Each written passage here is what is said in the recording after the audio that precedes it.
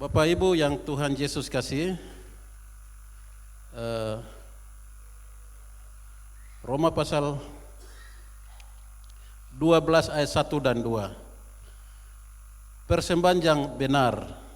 Karena itu saudara-saudara, demi kemurahan Allah aku menasihatkan kamu supaya kamu mempersembahkan tubuhmu sebagai persembahan yang kudus, persembahan yang hidup, yang kudus dan yang berkenan kepada Allah. Itu adalah ibadahmu yang sejati.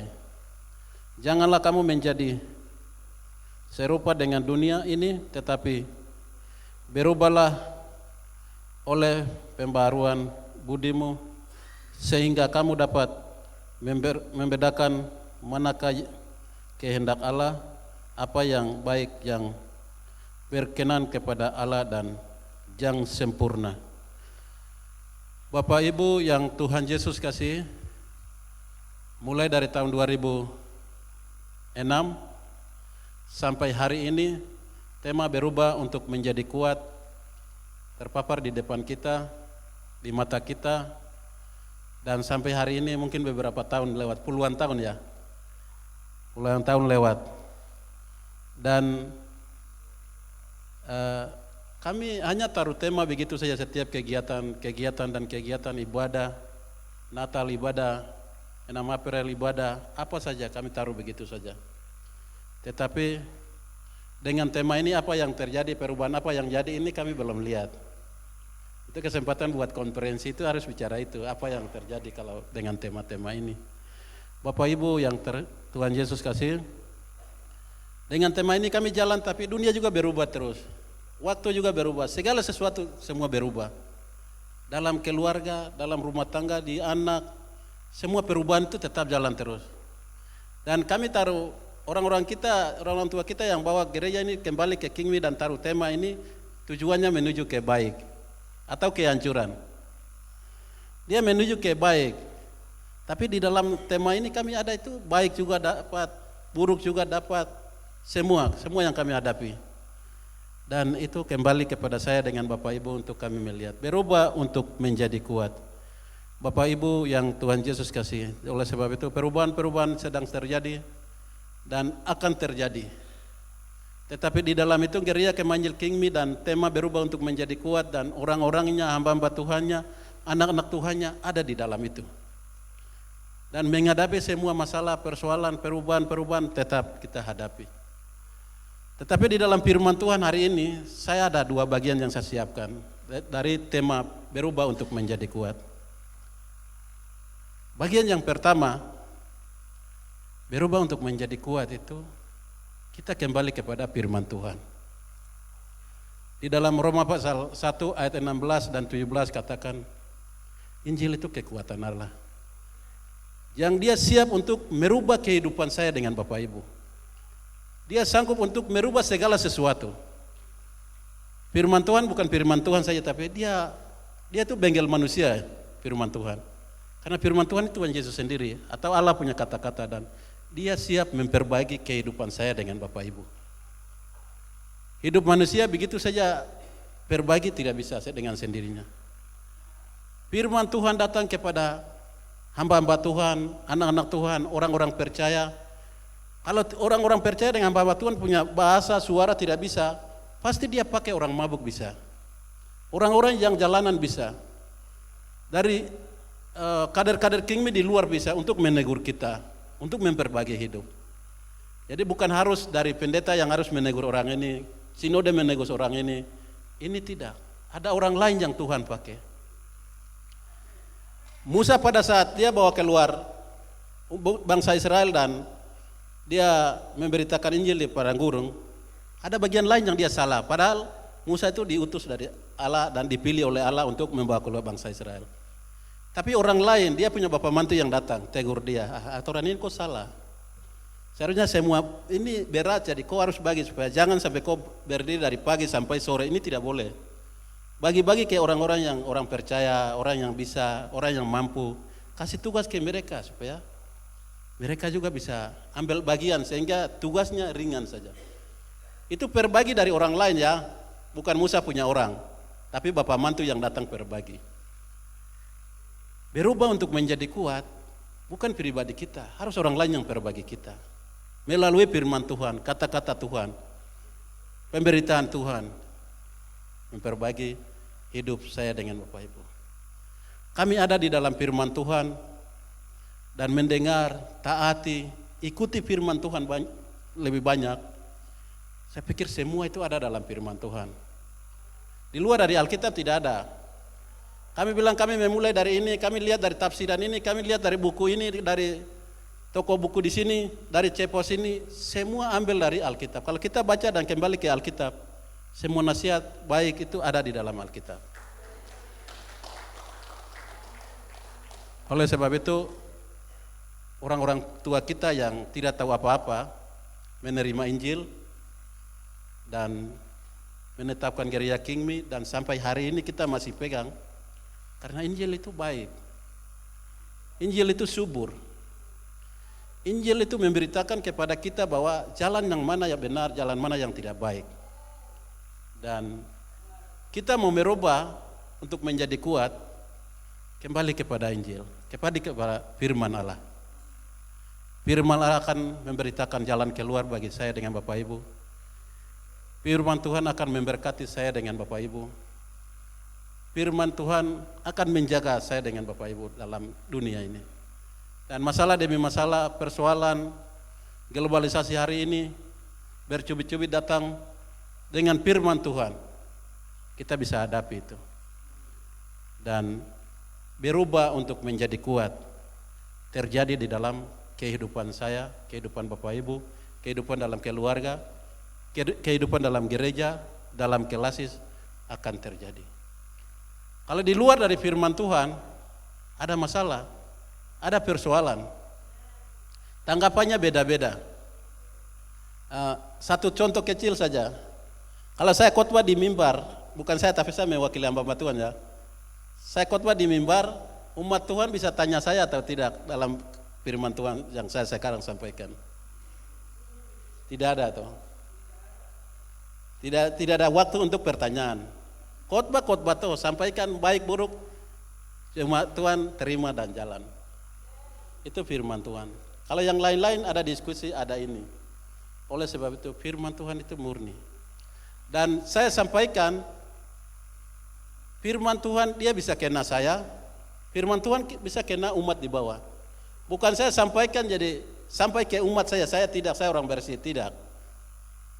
Biasa kami hamba Tuhan siapkan firman Tuhan, catatan baik-baik di tempat lain, tapi naik di mimbar, Roh Kudus biasa robah. Akhirnya kesalahan saya, kesalahan umat semua terbongkar di mimbar. Itu rahasia firman Tuhan. Dan kami umat yang di bawah pikir, di atas dia khotbah rapi-rapi. Tidak. Biasa firman Roh Kudus bergerak di situ dan biasa bongkar saya punya rahasia, bongkar di bawah. Jadi kesalahan semua sama-sama.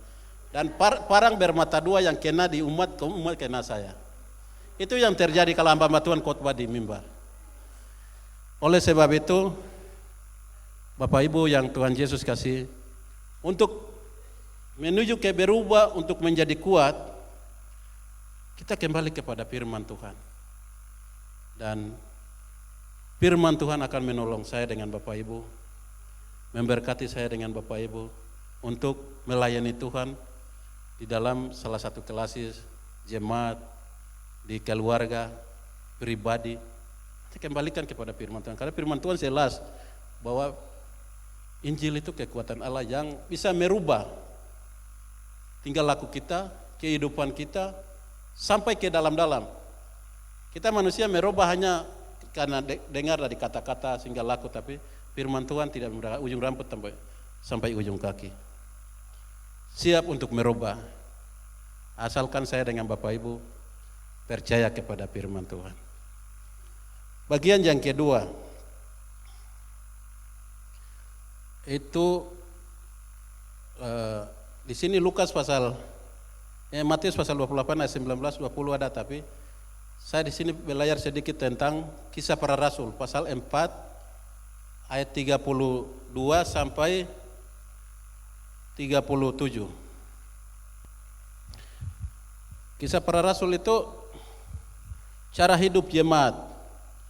Adapun kumpulan orang yang telah percaya itu mereka setia dan sejiwa, dan tidak seorang pun yang berkata bahwa sesuatu dari kepunyaannya adalah miliknya sendiri, tetapi segala sesuatu adalah kepunyaan mereka bersama. Dan dengan kuasa yang besar, rasul-rasul memberi kesaksian tentang kebangkitan Tuhan Yesus, dan mereka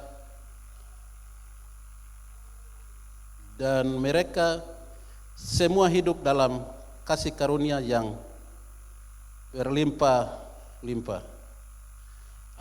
Ini pada awalnya perintah-perintah ini keluar Matius pasal 28 ayat 19, 20, 4 ayat 18, 19. Perintah-perintah Tuhan Yesus ini sudah keluar, dan ini pelaksananya.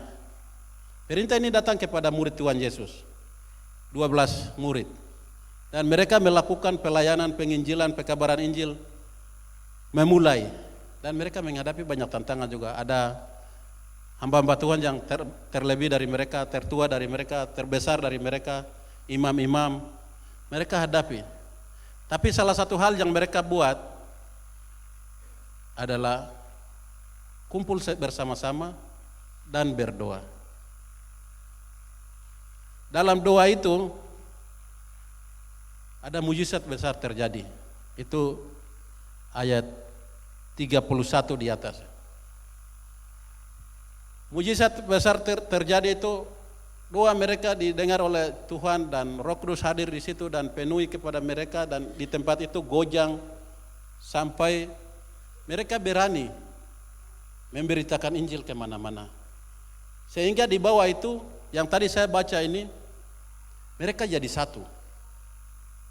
Mau merubah segala sesuatu itu mereka jadi satu. Murid Tuhan Yesus kah, rasul-rasul kah, atau jemaat biasa kah, mereka jadi satu.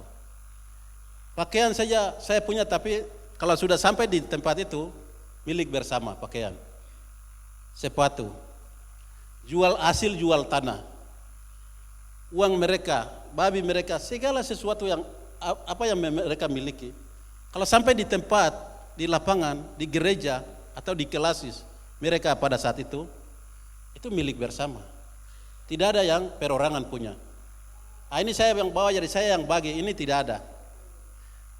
Pada saat itu Ananias dengan Safira mau coba hal itu, mereka dua mati. Sehingga pada saat itu hanya mereka buat satu hal, yaitu bersatu. Pakaian juga punya bersama, makanan punya bersama, uang punya bersama, rumah juga bersama. Segala sesuatu yang mereka lakukan hari itu hanya untuk bersama. Itu tujuannya untuk mengabarkan Injil, yang subtema bilang Yesus Kristus yang utuh dan ini. Jadi amanat agung itu dong lakukan hari itu. Bukan saya pendeta jadi saya yang pribadi dan saya mau jalankan, saya majelis jadi saya penginjil, jadi saya ada di biro penginjilan, saya ada di biro perkawan, atau saya salah satu tempat. Tidak, itu tidak jalan. Yang jalan semua rasul kah, jemaat kah, gembala kah, pada saat itu hadir orang-orang percaya, kumpul bersama barang-barang dan mereka sendiri, dan mereka jalankan pekabaran Injil sampai hari ini, sampai di Papua. Itu mulai dari situ. Dan amanat agung itu terwujud, terjawab dalam kalangan umat Kristen yang ada di dunia. Sehingga saya dengan Bapak Ibu menjadi anak-anak Tuhan, bisa mendengar firman Tuhan, hanya hasil kesatuan dan persatuan rasul-rasul dengan umat pada saat itu. Hari ini pendeta-pendeta yang ada di, lebih khusus kota ya, di kampung saya tidak cerita, karena saya orang dari kampung jadi. Saya ini orang Beoga, tempat Tugu berdiri, Injil Gereja Kingmi berdiri, itu saya. Saya pikir saya punya Kingmi, saya punya Tugu besar, tempatnya saya punya kampung. Tapi firman Tuhan belum ada di dalam hati saya. Firman Tuhan, kebenaran itu belum berbagi kehidupan saya, tapi saya merasa barang saya punya. Saya pegang terus sampai hari ini, saya sudah jadi sinode. Dan seterusnya, itu hasilnya seperti apa? Bapak Pendeta Yosia Tebai pendirinya, dan anak-anaknya pikir orang tua saya yang taruh jadi. Saya pegang terus sampai ke sana, saya punya itu yang benar. Tapi firman Tuhan belum ada dalam hatinya. Dan seterusnya, tanggal 13 Januari masuk di Enaro dan selanjutnya. Sampai di sini sama. Saya dengar-dengar orang-orang kunjungan ke Israel ya. Israel di sana itu yang jaga hotel, yang jaga wisata-wisata itu orang-orang Muslim yang tidak mengaku Yesus. Kita di Papua di sini percaya tempat-tempat itu bahwa itu tempat kelahiran Tuhan Yesus, pelayanan Tuhan Yesus, dan itu kita percaya betul bahwa itu daerah itu surga. Orang-orang ini sampai di sana bukan orang-orang pakai jilbab yang jaga. Apa tujuan mereka? Tujuan mereka masuk jadi pegawai, punya di situ dan uang masuk mereka mau dapat. Kembali kepada kita orang Papua. Saya orang Beoga, Kingmi saya punya, saya pegang terus tujuannya saya mau dapat uang. Atau Bapak Teba ini dia pionir dan orang sejarah, jadi dia punya anak-anaknya, ini kita punya. Tapi firman Tuhan belum ada dalam hati saya dan Bapak Ibu. Baru pegang, itu sia-sia, percuma. Mau merubah tidak bisa. Itu kita mau perubahan merubah untuk menjadi kuat sampai tua pun tidak berubah.